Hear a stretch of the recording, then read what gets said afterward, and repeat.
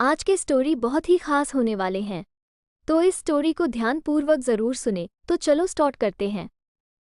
कामिनी बहुत ही खूबसूरत औरत थी। उसे अपनी खूबसूरती पर बहुत घमंड था, लेकिन उसकी शादी बहुत ही साधारण दिखने वाले आलोकनाथ से हो गई थी, जिसे वो बिल्कुल भी पसंद नहीं करती थी। आलोकनाथ दफ्तर के मार्केटिंग विभाग में क्लर्क का काम करता था। महीने के 15 दिन वो टूर पर ही रहता, तनख्वाह भी ठीक ही थी। लेकिन कामिनी की हर दिन नई नई फरमाइशों को पूरा करने के चक्कर में महीने के पहले हफ्ते ही उसकी सारी तनख्वाह खत्म हो जाती थी। एक दिन की बात है, सुबह का समय था। कामिनी बिस्तर पर लेटी हुई थी, तभी आलोकनाथ ने उसे जगाते हुए कहा, क्या बात है कामिनी, आज बहुत देर तक सोई हुई हो? कामिनी, अरे, जिसकी किस्मत ही सो गई हो वो जागकर क्या करे? आलोकनाथ बोले, क्या बात है, आज सुबह सुबह ही ताने? कामिनी, तो क्या चाहते हैं आप, सुबह सुबह आपकी आरती उतारना शुरू कर दूं या पैर दबाऊं? आलोकनाथ समझ गया कि कामिनी को कोई चीज़ चाहिए, क्योंकि जब भी उसे कोई चीज़ चाहिए होती थी वो इसी तरह का नाटक करने लगती थी। आलोकनाथ, अरे, क्या चाहिए तुम्हें, बोलो ना। कामिनी, हाँ हाँ, बोल तो ऐसे रहे हो जैसे चांद तारे लेकर आ जाओगे मेरे लिए। कितने दिनों से आपको सोने की रिंग के लिए बोल रही हूँ, लेकिन तुम तो एक कान से सुनकर दूसरे कान से निकाल देते हो।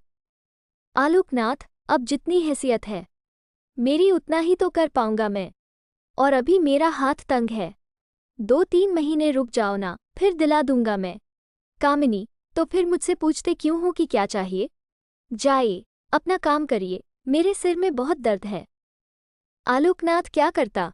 किसी तरह कर्ज लेकर कामिनी के लिए रिंग ले आया, लेकिन कामिनी बहुत ही लालची औरत थी। उसे हमेशा कुछ नया चाहिए होता था। इस बीच कामिनी के पड़ोस में एक नया शादीशुदा जोड़ा अमन और सुप्रिया रहने के लिए आए। जब अपनी बड़ी सी कार में से अमन और सुप्रिया उतरे तो कामिनी अपनी बालकनी से उन्हें घूरते हुए सोचने लगी। कामिनी, मन में, वाह, कितना हैंडसम लड़का है, क्या मस्त कपल हैं दोनों, काफी अमीर भी लग रहे हैं दोनों। कितनी महंगी कार है इनकी, और एक मेरे पति हैं, न शक्ल अच्छी है और न ही कमाई। कामिनी को जब पता लगा कि ये जोड़ा बिल्कुल उनके बगल में रहने के लिए आया है तो वो उनसे दोस्ती करने के लिए मचल उठी। खास तौर पर अमन से उसकी दोस्ती करने की बहुत इच्छा थी। एक दिन वो उनके घर गई।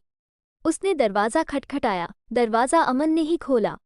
सामने से अमन को देखकर वो उस पर और भी लट्टू हो गई। कामिनी, जी वो, मैं आपके पड़ोस में रहती हूँ, थोड़ी चीनी चाहिए थी मुझे।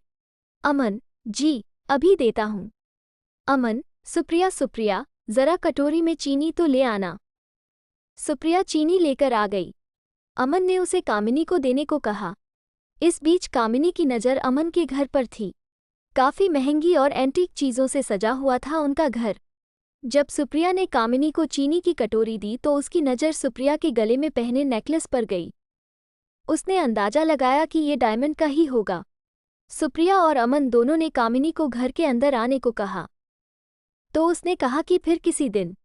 कामिनी जब चीनी की कटोरी लेकर अपने घर गई तो आलोकनाथ की नज़र उस पर गई। आलोकनाथ, अरे, घर में तो इतनी सारी चीनी पड़ी है, फिर तुम पड़ोस से मांगकर क्यों ले आए? कामिनी, ये बात आपकी समझ में आ जाती तो आप अपने ऑफिस में क्लर्क नहीं होते। धीरे धीरे कामिनी अमन और सुप्रिया से दोस्ती बढ़ाने लगी। जल्द ही वो उनका विश्वास जीतने में कामयाब हो गई। कभी कभी सुप्रिया किसी काम से बाहर गई होती तो वो सुप्रिया की गैरहाजिरी में भी अमन के पास चली जाती और उससे घंटों बातें करती। अमन, हंसते हुए, अरे, बस करिए भाभी, आप तो हंसा हंसाकर जान ही ले लेंगी।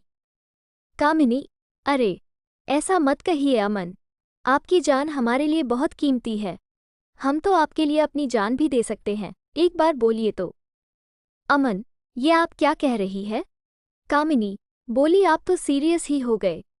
अब आपकी भाभी को आपसे मजाक करने का भी अधिकार नहीं है क्या? इनडायरेक्टली वो अमन को कई तरह के इशारे भी करती और उसे अपने झूठे प्रेम जाल में फंसाने की कोशिश भी करती, क्योंकि उसे पता था कि अमन बहुत ही अमीर है और वो उसकी सारी ख्वाहिशों को पूरा कर सकता है। लेकिन अमन अपनी पत्नी से बहुत प्यार करता था, इसीलिए वो कामिनी की इन हरकतों का कोई जवाब नहीं देता था। एक दिन की बात है, कामिनी अमन और सुप्रिया से मिलने उनके घर आई। सुप्रिया बोली, आइए आइए भाभी, हम आपकी ही बातें कर रहे थे। कामिनी, मेरी बात। सुप्रिया, अरे ये अमन तो हमेशा आपकी बात करते रहते हैं। कामिनी, अच्छा क्या कहते हैं अमन?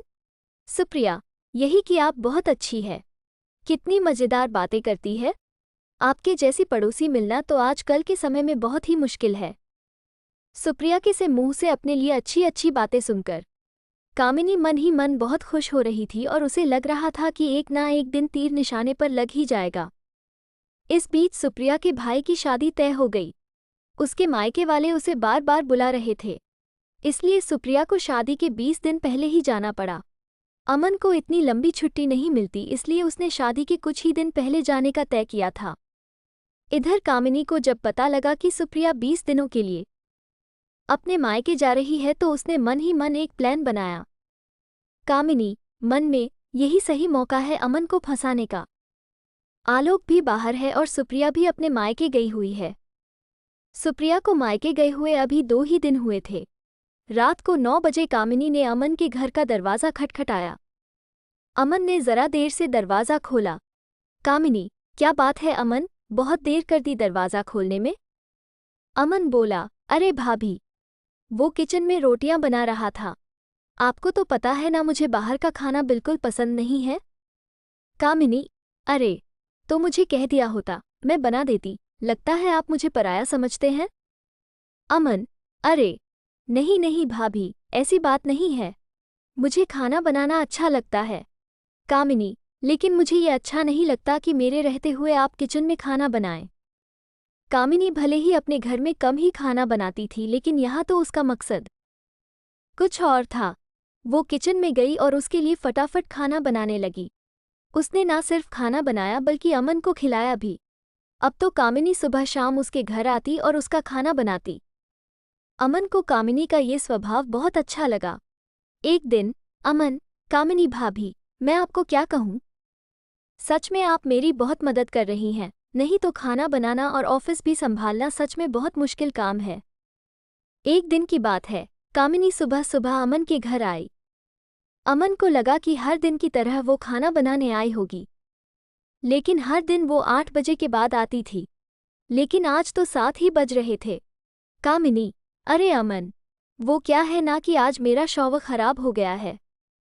बुरा ना मानो तो मैं आज तुम्हारे बाथरूम में नहा लूं? अमन ने हामी भर दी। इधर कामिनी तो किसी और फिराक में थी। उसने अमन के बाथरूम में कैमरा छुपाया और उसमें ऑटोमेटिक क्लिक बटन ऑन कर दिया। थोड़ी देर बाद वो जोर से चिल्लाई। अमन डर गया कि आखिर क्या हो गया। वो भागा भागा बाथरूम के पास गया। उसे देखकर कामिनी अचानक से उससे लिपट गई और उसे जोर से पकड़ लिया। अमन को समझ नहीं आ रहा था कि आखिर हुआ क्या है। इधर कैमरा अपना काम कर रहा था। कामिनी बहुत देर तक जब उससे लिपटी रही तो अमन को भी अब अच्छा लगने लगा था। लेकिन अचानक अमन को लगा कि उससे गलती हो रही है, इसलिए उसने उसे झटके से हटाया। कामिनी, ओह सॉरी अमन। वो क्या है ना कि नहाते नहाते अचानक से पता नहीं कहाँ से दो छिपकली बाथरूम में निकल आई। उसे देखकर ही मैं डर गई और जोर से चिल्ला पड़ी। अमन अब भी कामिनी से अपनी नज़रें नहीं मिला पा रहा था। इधर कामिनी अपने प्लान में कामयाब हो गई थी।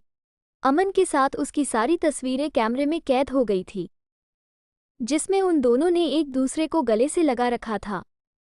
अगले दिन वो सारी तस्वीरें अमन को लिफाफे में अपने घर के बाहर पड़ी मिली। उन तस्वीरों को देखकर उसका दिमाग झन्ना गया। तभी कामिनी वहां गई। उसके हाथ में भी एक लिफाफा था। कामिनी, अमन, ये देखो, किसी ने कल हमारी तस्वीरें खींच ली है। वो मुझे ब्लैकमेल कर रहा है और कह रहा है कि अगर मैं 1 लाख रुपए उसे नहीं दूंगी तो वो ये तस्वीरें मेरे पति को दिखा देगा। अमन देखो, मैं एक सीधी शादी भारतीय नारी हूँ। मुझे नहीं पता कल किसने ये हरकत की है। अमन को भी कुछ समझ नहीं आ रहा था। उसने 1 लाख रुपए कामिनी को दे दिए। हालांकि उसे कामिनी पर रत्ती भर भी शक नहीं था, लेकिन कामिनी ने एक बार फिर से उससे 5 लाख रुपए मांगे तो उसका दिमाग ठनका। फिर भी उसे ज्यादा शक नहीं हुआ। उसने 5 लाख रुपए भी उसे दे दिए। लेकिन जब अमन सुप्रिया के पास जाने की तैयारी कर रहा था तो कामिनी ने फिर से उसे 2 लाख रुपए मांगे। इस बार अमन को लगा कि दाल में जरूर कुछ काला है। हालांकि गलती उससे भी तो हुई थी। अमन ने बहुत सोचा और उसने सुप्रिया से माफ़ी मांगते हुए उसे सारी बातें बता दी। सुप्रिया उसी समय अपने मायके से अमन के पास लौट आई। उस दिन कामिनी जब शाम को 2 लाख रुपए लेने आई तो उसने सुप्रिया को देखा। सुप्रिया को देखकर उसका चेहरा उतर गया। कामिनी, अरे तुम कब आई सुप्रिया? सुप्रिया, जी अभी आई हूँ भाभी। उसके बाद सुप्रिया ने अमन और कामिनी की सारी तस्वीरें उसे दिखाई और कहा, सुप्रिया, भाभी, आपने मुझे बताया क्यों नहीं कि कोई आपको इन तस्वीरों के लिए ब्लैकमेल कर रहा है? मैं अभी इन तस्वीरों को लेकर पुलिस स्टेशन जा रही हूँ। पुलिस का नाम सुनते ही कामिनी के होश उड़ गए। उसे अपनी पोल खुलने का डर सताने लगा। उसने पुलिस स्टेशन ना जाने की बात उनसे कही लेकिन सुप्रिया अड़ी रही। आखिरकार कामिनी टूट गई और रोते रोते उसने अपना गुनाह कबूल कर लिया। सुप्रिया, मुझे शर्म आती है आप जैसी औरतों पर जो अपने मतलब के लिए दूसरे मर्दों को फंसाती हैं। अरे आलोक भैया, में क्या कमी है? वो बेचारे तो आपको हर खुशी देने की कोशिश करते हैं, लेकिन पता नहीं आपको ऐसा क्या चाहिए जो आपका लालच खत्म ही नहीं होता। कामिनी को अपनी गलती का एहसास हो गया था। उसने उन दोनों से माफ़ी मांग ली, लेकिन अमन और सुप्रिया ने कुछ दिनों बाद अपना फ्लैट खाली कर दिया और वो कहीं और रहने चले गए। तो दोस्तों, आपको ये मज़ेदार कहानी आपको कैसी लगी, हमें कमेंट करके ज़रूर बताएं। अगर आपको अच्छा लगा तो मेरे चैनल को लाइक शेयर सब्सक्राइब ज़रूर करें। मिलते हैं नेक्स्ट वीडियो में, तब तक के लिए बाय।